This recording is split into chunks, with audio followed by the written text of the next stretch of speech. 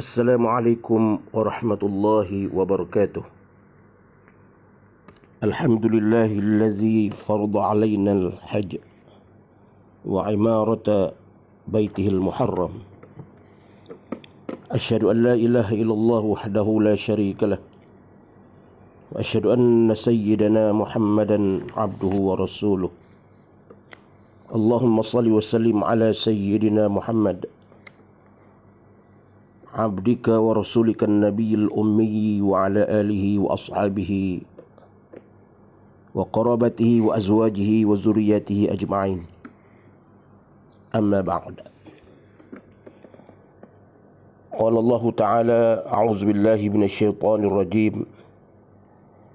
Bismillahirrahmanirrahim.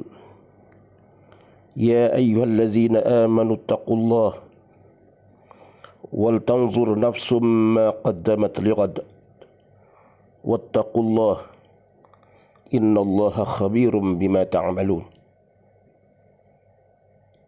Wahai orang-orang yang beriman, bertakwalah kamu kepada Allah dengan mengerjakan suruhannya dan meninggalkan larangannya, dan hendaklah tiap-tiap diri melihat dan memerhatikan apa yang dia telah sediakan dari amal-amalnya untuk hari esok, yakni hari pembicaraan, hari akhirat. Dan sekali lagi ingatlah, bertakwalah kepada Allah. Sesungguhnya Allah amat meliputi pengetahuan akan segala yang kamu kerjakan. Shadaqallahul azim. Yang hormati sekalian ahli keluarga saya yang saya kasihi, dikasihi ibunda,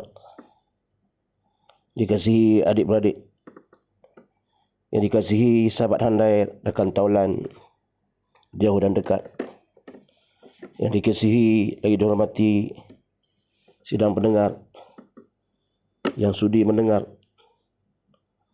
mau'izah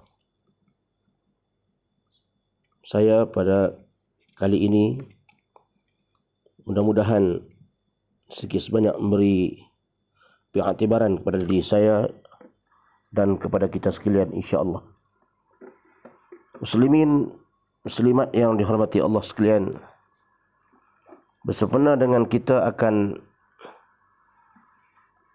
menunaikan ibadat haji pada tahun ini 1442 Hijrah, bersamaan dengan tahun 2021 Masehi. Marilah kita mengambil sedikit sebanyak pengiktibaran daripada kisah, daripada peristiwa yang Allah wajibkan ini. Kerana menunaikan haji ini merupakan salah satu kewajipan kepada kita seluruh umat Islam.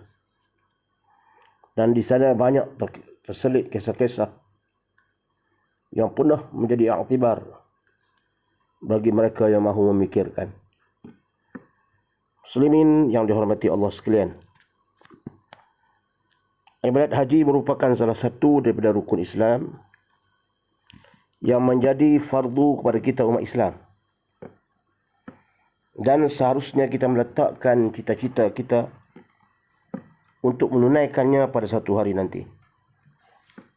Ini kerana Allah Subhanahu wa taala menyebut di dalam Al-Quranul Karim tentang kewajipan dan pensyariatannya ibadat haji ini.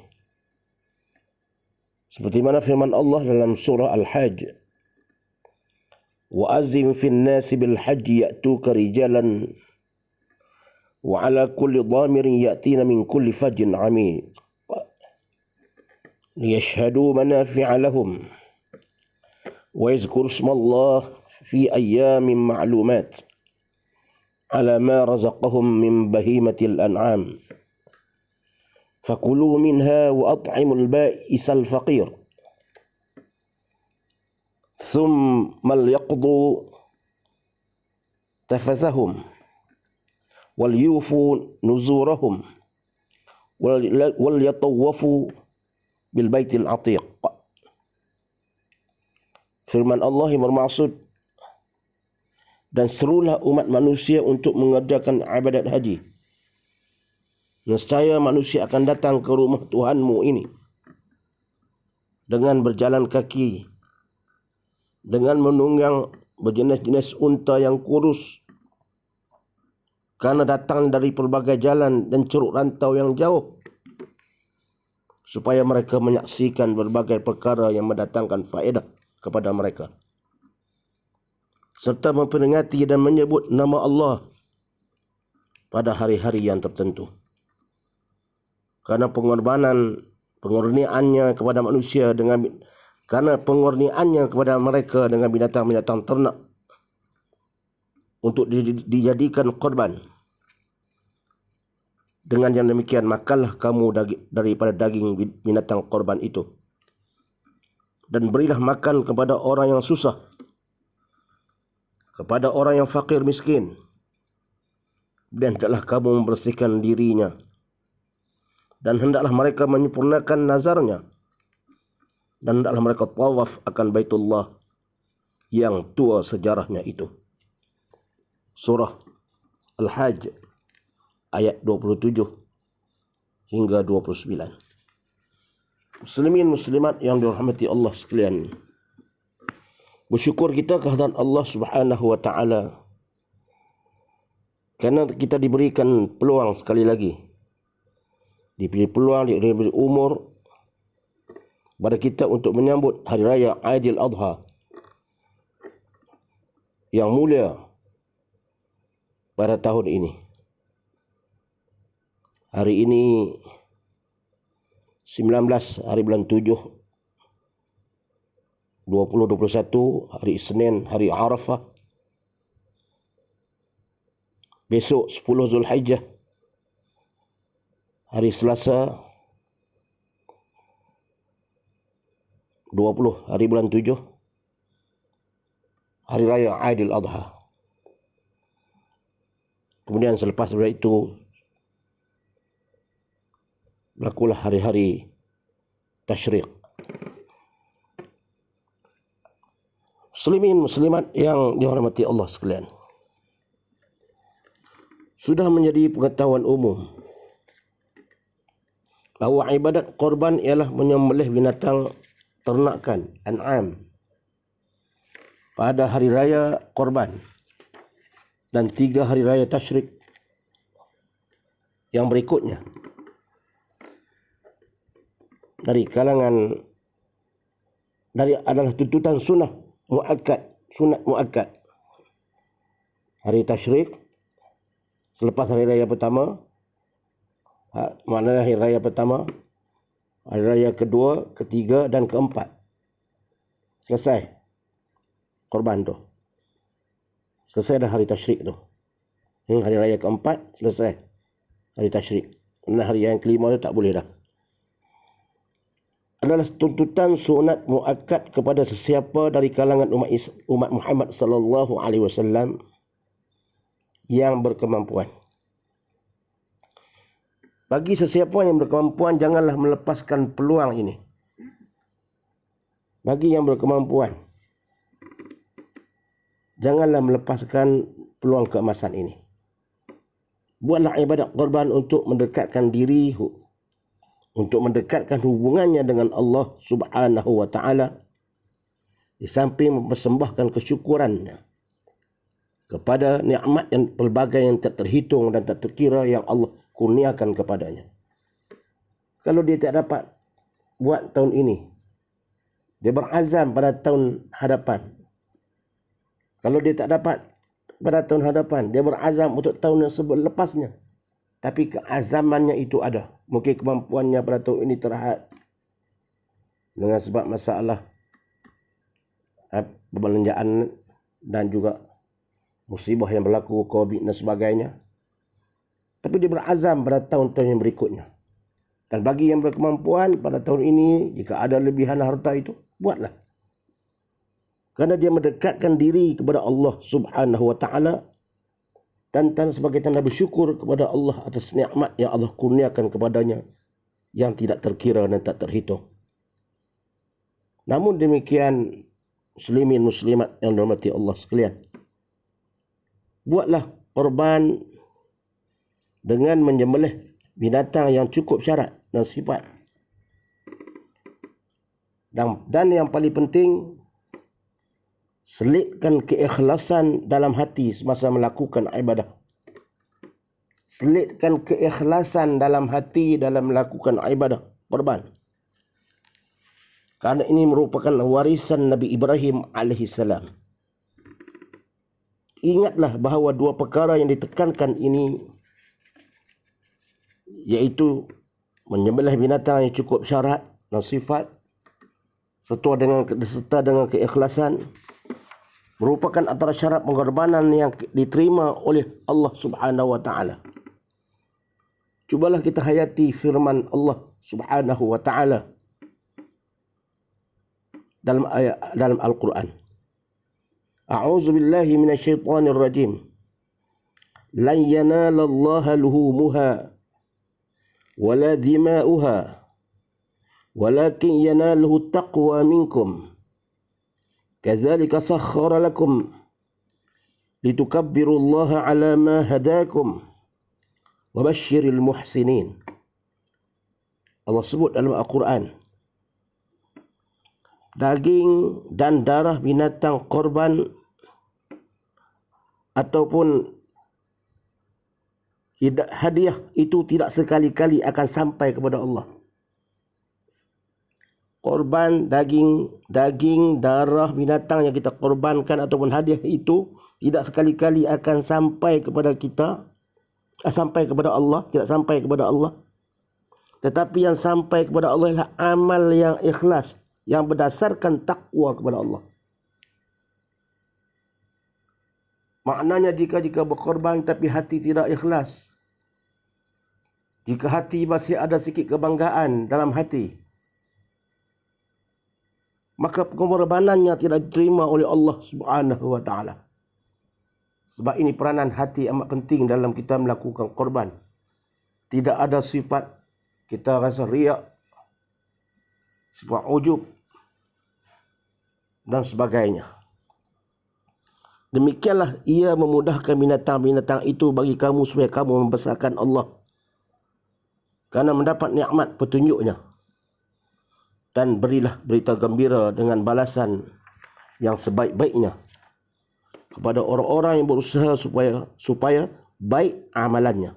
Ini suratul Hajj.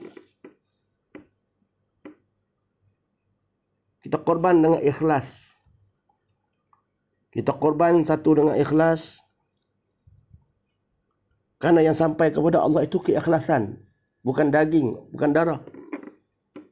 Jika kita ikhlas, sebelum titisan darah itu sampai ke bumi, titisan titik darah yang kita sebelah itu, sebelum sampai lagi ke bumi, kita sudah dapat pahala daripada Allah Subhanahu wa taala. Sebelum titik darah pertama jatuh ke bumi, pahala telah sampai kepada orang yang melakukan korban.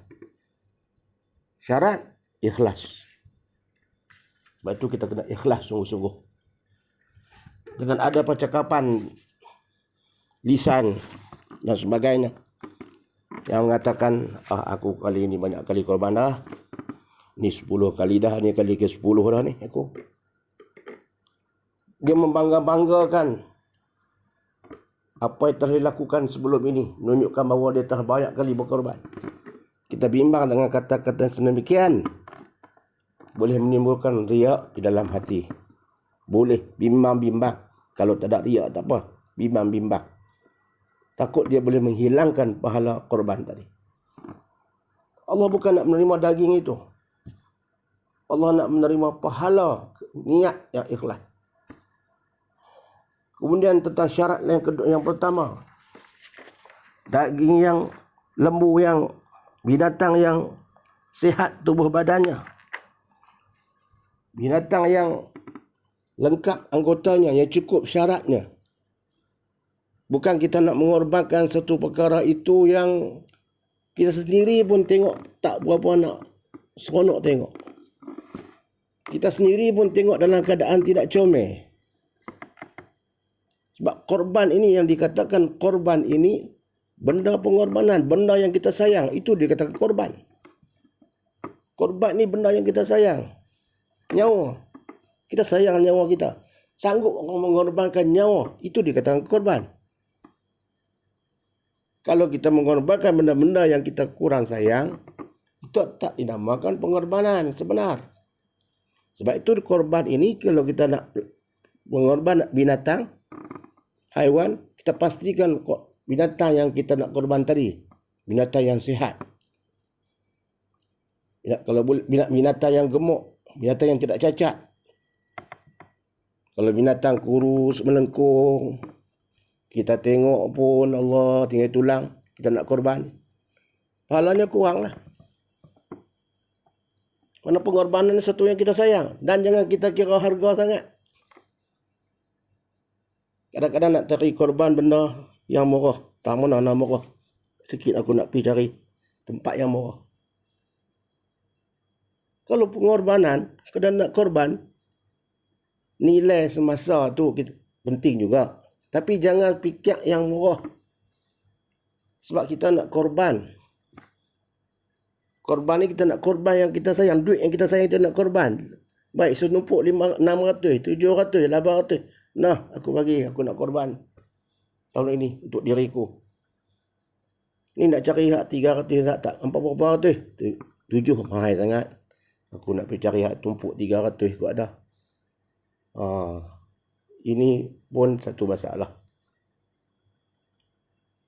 Korbanan ni, sebab itu korban ni penting. Kalau kita baca sejarah korban, syarat-syarat korban, banyak dalam kitab-kitab yang disebut oleh para ulama. Ni kadang lembu main-main berjalan pun nak jatuh dah. Tak ada nak tolak ke jatuh dah. Jangan, kita beli yang sihat. Kita nak korban. Muslimin, muslimat yang dihormati Allah sekalian. Konsep pengorbanan dia menjuruskan kepada dua perkara yang utama yang dikatakan korban ini. Saya juruskan kepada dua konsep yang utama. Mungkin bagi orang yang berilmu mungkin dia boleh kembangkan lagi. Tapi saya yang dhaif ilmu, saya kembangkan dua saja. Pertama, pengorbanan yang terhad pada masa dan jenis. Pengorbanan yang dimaksudkan ialah penyembelih binatang ternakan ataupun sebut an'am. Dalam istilah Arab, pengorbanan jenis ini dipanggil udhiyah. Bukan, udhiyah. Dalam bahasa Arab, istilah bahasa Arab, udhiyah. Ia hanya usah dilakukan dalam masa 4 hari dalam setahun. Ini yang pertama, pengorbanan yang pertama. Bermula selepas salat Aidil Adha dan berakhir sebelum matahari pada 13 Zulhijjah. Hari pertama penyembelihan dinamakan Hari Raya Aidil Adha.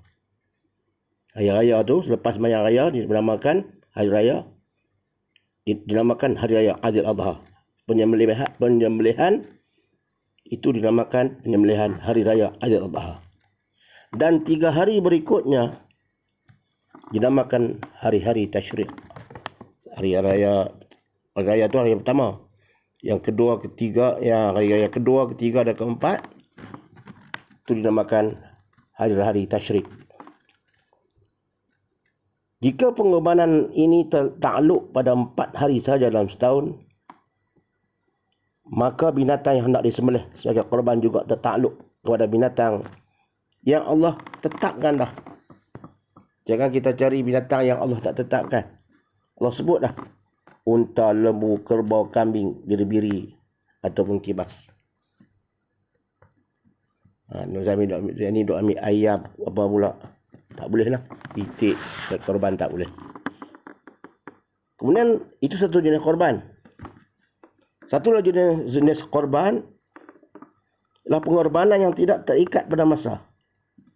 Yang tadi pengorbanan yang terikat dengan masa, iaitu pengorbanan yang dilakukan pada hari raya. Yang kedua, pengorbanan yang tak terikat pada masa. Khususnya dan jenis dan tak terikat pada masa khusus dan jenis dan apa-apa pun tak terikat. Ini bermakna pengorbanan yang kedua ini terbuka sepanjang masa dan boleh dilakukan dalam apa saja bentuk. Ini pun juga dinamakan korban. Asal tidak menyimpang tujuannya untuk mendekatkan diri kepada Allah Subhanahu wa taala demi mengharapkan keredaan dan ganjaran pahala daripada Allah Subhanahu wa taala. Pertama korban yang ada masa tertentu, iaitu hari raya dan hari-hari tasyrik. Yang kedua, pengorbanan yang tidak tertakluk kepada masa. Bila-bila masa. Tak ada syarat. Asalkan buat ikhlas untuk mendekatkan diri kepada Allah Subhanahu wa taala. Ini Allah telah tetapkan. Rasul telah tetapkan. Contoh pertama pengorbanan jenis ini dalam sejarah kemanusiaan ialah pengorbanan yang dilakukan oleh dua orang bersaudara. Korban ini muslimin muslimat yang dirahmati Allah sekalian. Dalam sejarah Islam berlaku dua kali. Bukan hanya berlaku pada zaman Nabi Ibrahim alaihissalam saja yang dikatakan istilah korban itu, pengorbanan itu. Pengorbanan yang pertama ialah berlaku kepada anak Nabi Adam alaihissalam sendiri, iaitu pengorbanan dua bersaudara, iaitu antara Habil dan Qabil. Allah sebut dalam surah Al-Maidah, A'udzu billahi minasyaitonir rajim. Watlu 'alaihim naba' ibnai Adam bil haqq idh qarraba qurbanan fatuqbila min ahadihima wa lam yutaqabbal min al-akhar qala la'aqtulannak qala innama yataqabbalu Allahu minal muttaqin. Surah Maidah ayat 27. Ini pengorbanan yang pertama dalam sejarah manusia. Yang bermaksud, bacakanlah wahai Muhammad kepada mereka, iaitu kepada umatmu, kisah mengenai dua orang anak Adam, Nabi Adam alaihissalam. Iaitu kisah mengenai dua orang anak Nabi Adam, Habil dan Qabil, yang berlaku dengan sebenarnya, iaitu ketika mereka berdua mempersembahkan suatu persembahan korban kerana hendak mendampingkan diri kepada Allah. Lalu diterima korban salah seorang daripadanya, iaitu Habil, dan tidak diterima korban daripada Qabil. Lalu berkata Qabil, demi sesungguhnya aku akan membunuhmu. Jawab Habil, hanya Allah menerima korban daripada orang-orang yang bertakwa. Ini sejarah yang pertama dalam sejarah manusia. Anak Nabi Adam alaihissalam. Bukan kata berlaku pada zaman Nabi Ibrahim saja. Berlaku dalam zaman Nabi Adam, sudah berlaku pengorbanan. Karena mereka nak merebut dalam seorang wanita, nak mengahwini seorang wanita yang bernama Iqlimah. Pada masa itu, zaman Nabi Adam, manusia yang pertama, dan Hawa. Adam dan Hawa ini lahir sentiasa berkembar. Habil, kembar dia Labuda. Habil lahir, dia berkembar dengan Labuda. Habil, Labuda ni perempuan. Qabil pula dia lahir berkembar dengan Iklimah. Jadi bila mereka besar, bila besar, itu manusia yang pertama tu. Generasi manusia yang pertama. Adam, Hawa dan generasi anak-anak mereka, keturunan mereka. Kemudian bila besar, maka nak dikawinkan. Lalu datang persyariatan pada masa itu, tak boleh kahwin yang kembar sekali. Dia kena kahwin berselang. Contoh, Habil dia kembar dia Labuda. Qabil kembar dia Iklimah. Jadi Qabil dia tak boleh kahwin dengan Iklimah. Sebab dia lahir sekali. Keluar sekali kita kata. Berturut. Habil pula dia lahir dengan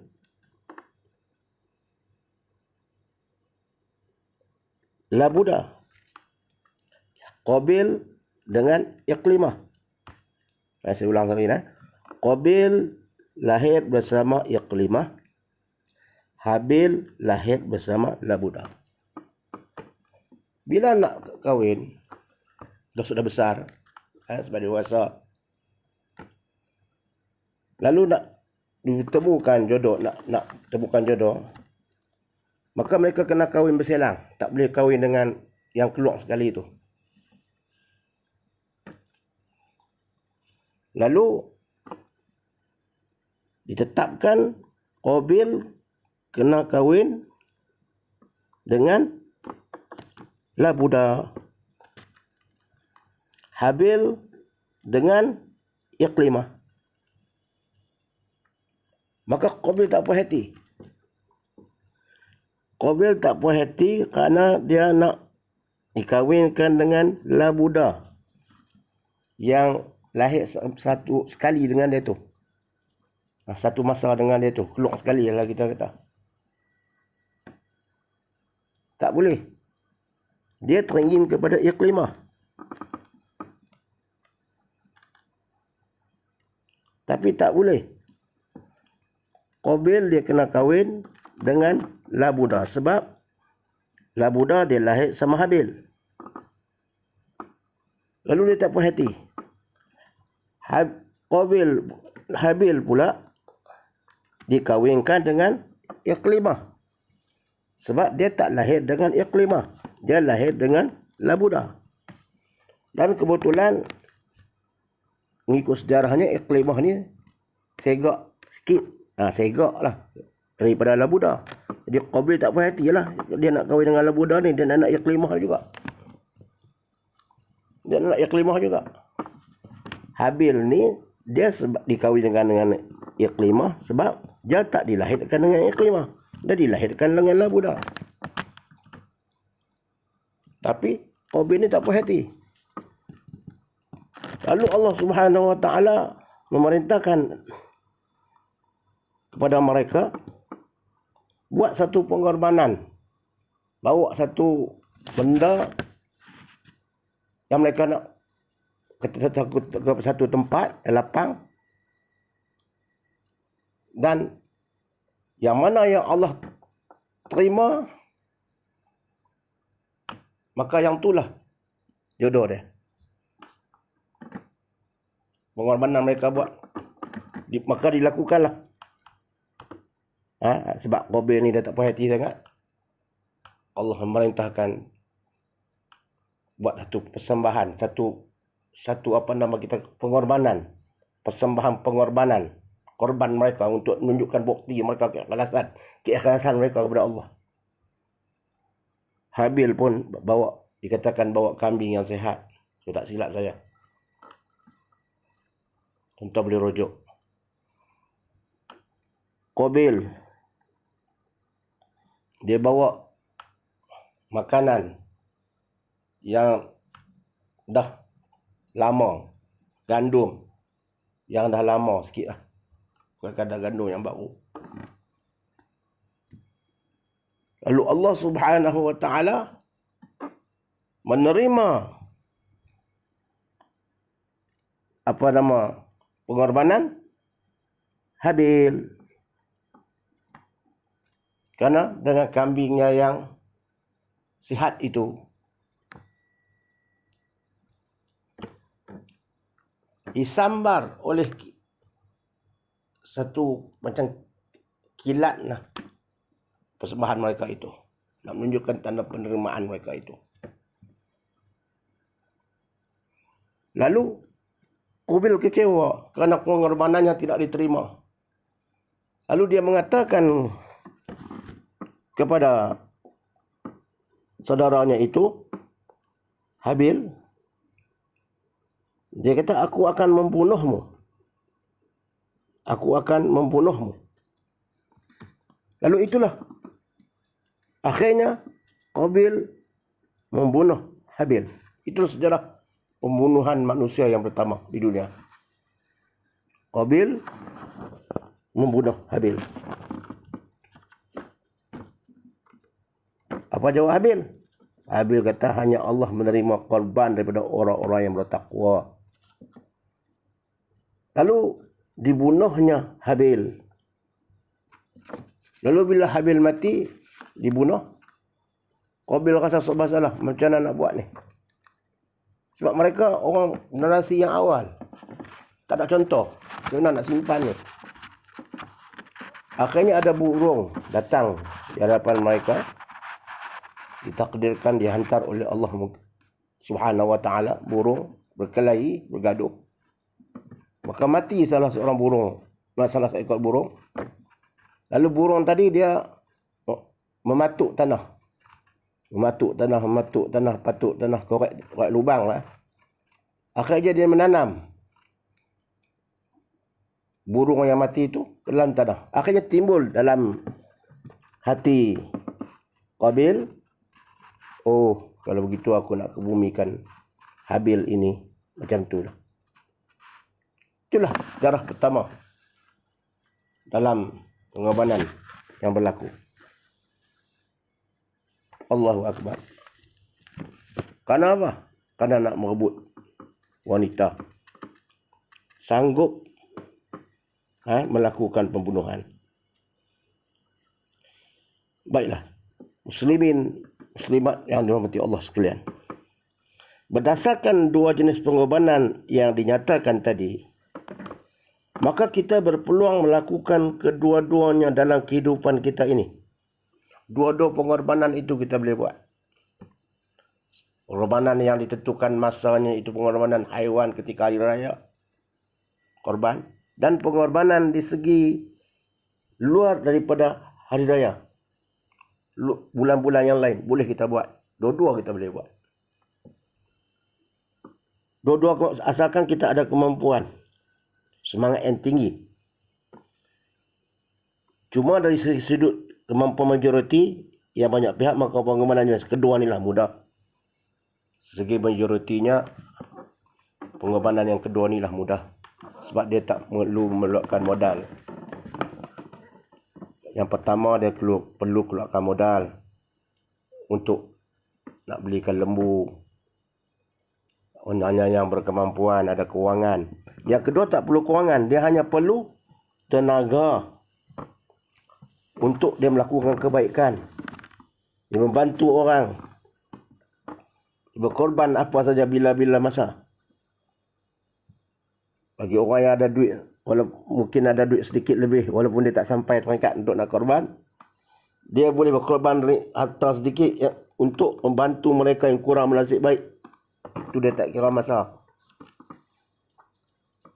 Dia bantu orang yang tidak bernasib baik, yang memerlukan menyumbang untuk kemajuan agama dan menyumbang untuk kemajuan agama Islam. Pengorbanan wang ringgit ini bila-bila masa boleh buat.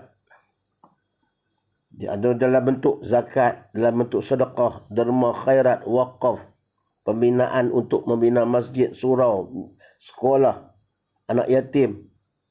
Apa saja. itu tak memerlukan masa. Mana dalam Islam pengorbanan ni dia ada yang waktu yang tertentu dan ada waktu yang bila-bila masa boleh buat. Selagi nyawa masih di kandung badan. Sesungguhnya pengorbanan wang ringgit dan harta benda untuk tujuan dinyatakan ini memberi pulangan yang nilai yang amat besar. Yang pengorbanan segi korban lembu tadi pun pahala cukup besar, pahalanya besar. Yang wang ringgit ini pun juga menjadi pahala yang besar. Orang yang menyumbang untuk kebaikan, sama ada dia menyumbang dari sudut pengorbanan haiwan tadi, atau dia mengorbankan duit tadi untuk kebaikan sedekah yang lain, dia korban. Sama ada dalam bentuk pengorbanan haiwan atau pengorbanan yang lain, sedekah yang lain. Allah sebut, masalul ladzina yunfiquna amwalahum fi sabilillah kamasali habbatin anbatat sab'a sanabil fi kulli sumbulatin mi'atu habbah wallahu yudha'ifu liman yasha' wallahu wasi'un alim. Bandingan pembelanjaan derma untuk orang-orang yang membelanjakan hartanya pada jalan Allah ialah sama seperti sebiji benih, kata Allah, semacam sebiji benih yang tumbuh menerbitkan 7 tangkai. Sebiji benih yang menerbitkan 7 tangkai. Tiap-tiap tangkai itu pula mengandungi 100 biji. 7 tangkai. Setiap tangkai ada 100 biji. Kenapa? 700. Dan ingatlah, Allah akan melipat gandakan lagi pahala bagi sesiapa yang dikedakinya. Bukan setakat 700. Allah boleh gandakan lagi lebih daripada 700 pahala bagi sesiapa yang dikedakinya. Sesungguhnya rahmat Allah itu meliput keluasan rahmat Allah. Kurniaan Allah meliputi ilmu pengetahuannya. Kita derma jalan Allah, kita mengorbankan harta kita sedikit jalan Allah, ibarat 7 tangkai. Daripada 7 tangkai tadi, dia setiap tangkai ada 100, 700 ganjaran pahala untuk orang yang menderma fi sabilillah. Bagi orang yang masih bertenaga berpeluang. Yang kedua, bagi orang yang dia bertenaga, berpeluang menyumbang pengorbanan dalam bentuk tenaga. Dia duit tak ada tapi tenaga ada. Dia memanfaatkan tenaganya untuk membantu insan-insan yang memerlukan pertolongan. Juga dapat pahala.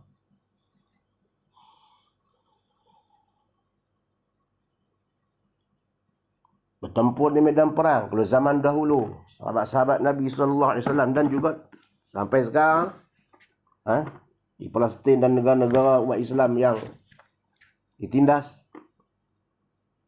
dia mempunyai kekuatan, dia mempunyai tenaga, dia mengorbankan diri je. Bertempur di medan perang. Dan dia bersama mencegah maksiat atau kemungkaran. Dapat pahala. Itu pun juga pengorbanan. Dan bermandi peluh pendirikan bangunan. Dan dia berpeluh. Mandi peluh. Membuat bangunan, membuat masjid, membuat sekolah. Membuat macam-macam bangunan lah. Untuk mencari nafkah. Peluh yang keluarkan itu pun dikirakan sebagai satu pengorbanan. Semata-mata untuk Islam. Dia buat itu kerja kerana Allah Ta'ala. Sesungguhnya pengorbanan tenaga dan mengalirnya keringat seorang itu tetap ada nilainya di sisi Allah Subhanahu wa Ta'ala. Yang ketiga, pengorbanan juga boleh dilakukan dengan memperuntukkan sedikit masa yang sangat berharga untuk kebaikan individu, jamaah, untuk sekolah, untuk kebajikan, untuk masyarakat, untuk syiar Islam. Sesibuk mana pun seseorang jika dia sanggup memperuntukkan sebahagian masanya yang sangat berharga demi untuk membantu, untuk berkhidmat kepada masyarakat, dia menyumbang tenaga dan buah fikiran kerana masalah umat, yang memerlukan tenaganya dan maslahah agama Islam, maka Allah tetap menilainya sebagai pengorbanan. Dalam kehidupan berumah tangga, suami isteri yang menjadikan ibu bapa tidak mendapat, suami isteri yang menjadikan ibu bapa tidak dapat mengelakkan diri dari mengeluarkan wang ringgit bagi ibu bapa yang suami isteri yang ada anak. Dia dia mengorbankan wang ringgit, tenaga, masa untuk membesarkan dan mendidik anak-anak sehingga menjadi anak-anak yang soleh. Itu menjadi tanggungjawabnya. Dan kalau lagi dia mempunyai ayah dan ibu yang masih hidup, dia juga perlu untuk membantu ayah dan ibunya dari segi kewangan. Itu juga menjadi satu tanggungjawabnya. Semua itu dikira sebagai satu pengorbanan yang besar di sisi Allah Subhanahu wa taala. Dan mereka ini di hari akhirat nanti Allah akan berikan ganjaran pahala yang amat banyak. Muslimin muslimat yang dihormati Allah sekalian,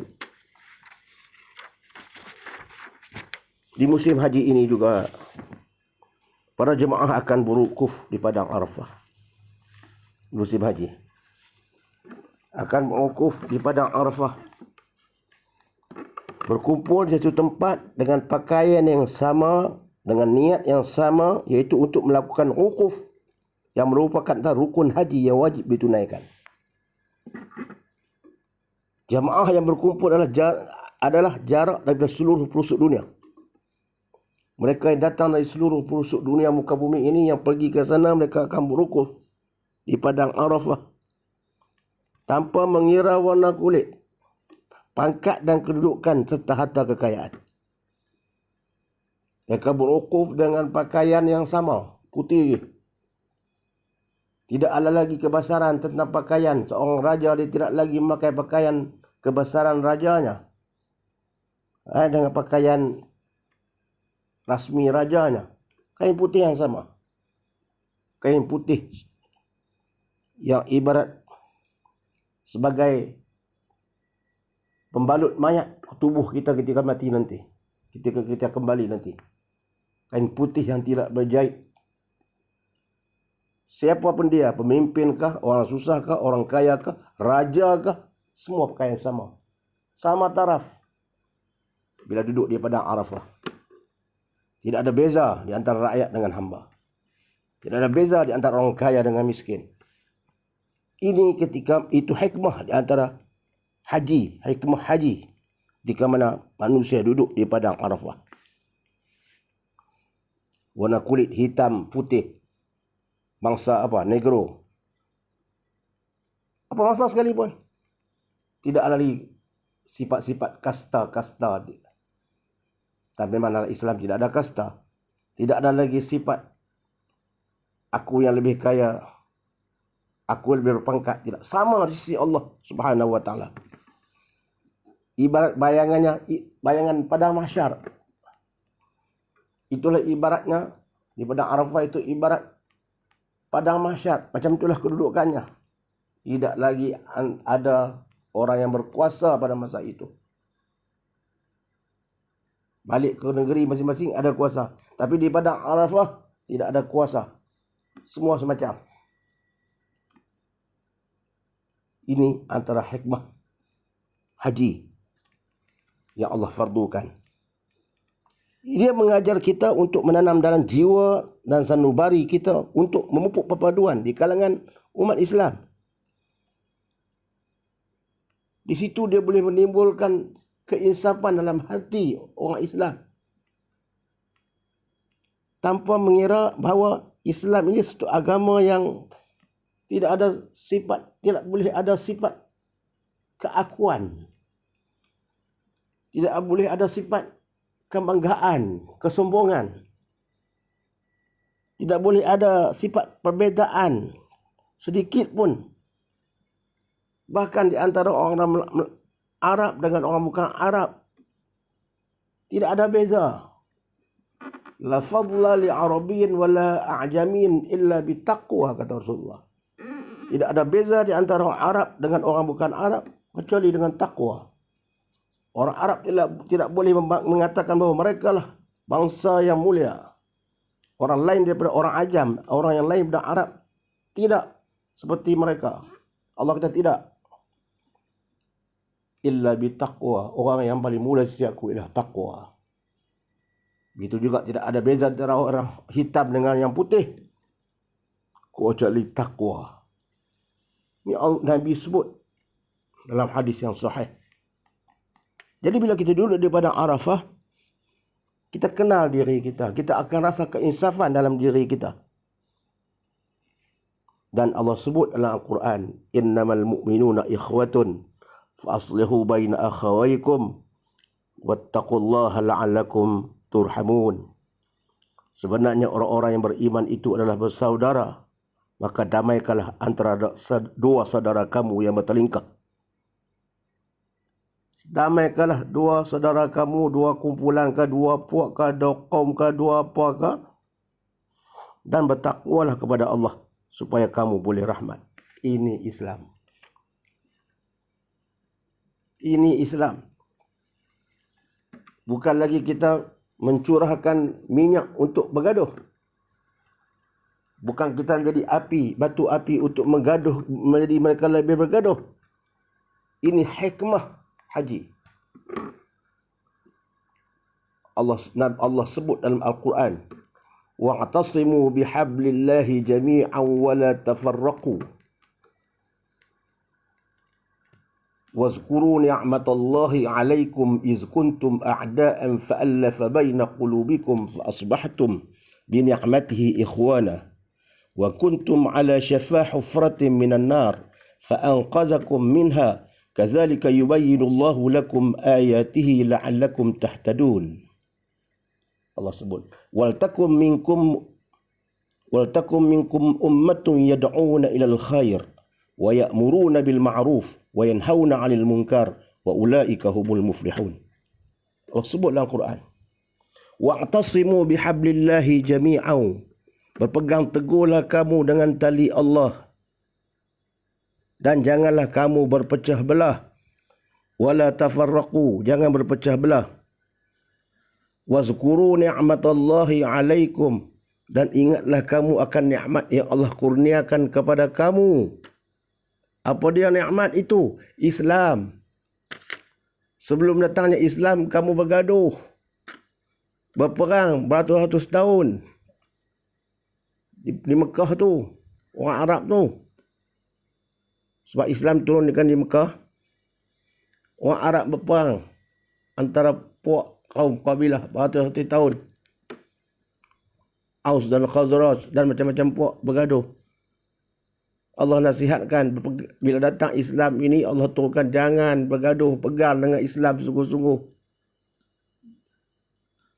Ingatlah ketika mana kamu bergaduh dulu, a'da'an fa'allafa baina qulubikum, kamu bergaduh itu, aku telah menjinakkan hati kamu dengan Islam. Maka dengan Islam itu fa'asbahtum bi ni'matihi ikhwana, maka jadilah kamu dengan Islam itu kamu bersaudara.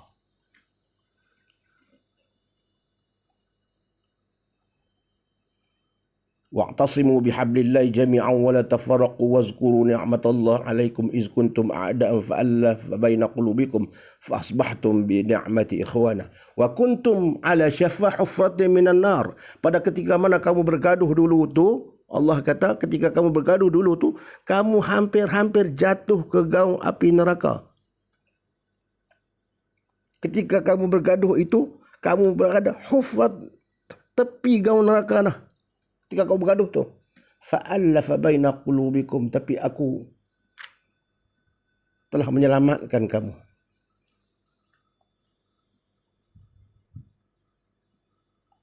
Syafa' hufratin minan nar fa'anqazakum minha, aku menyelamatkan kamu daripada jatuh ke kamu ke gaung itu. Kamu hampir ke tepi gaung neraka ketika kamu bergaduh, fa'anqazakum minha, aku menyelamatkan kamu. Maka fa'asbahtum bi ni'matihi ikhwana, maka dengan sebab itu, dengan sebab Islam ini, maka jadilah kamu orang yang bersaudara. Ini juga menjadi peringatan pada kita. Ayat Quran ini diturunkan, al-ibratu bi umumil lafzi la bi khususis sabab.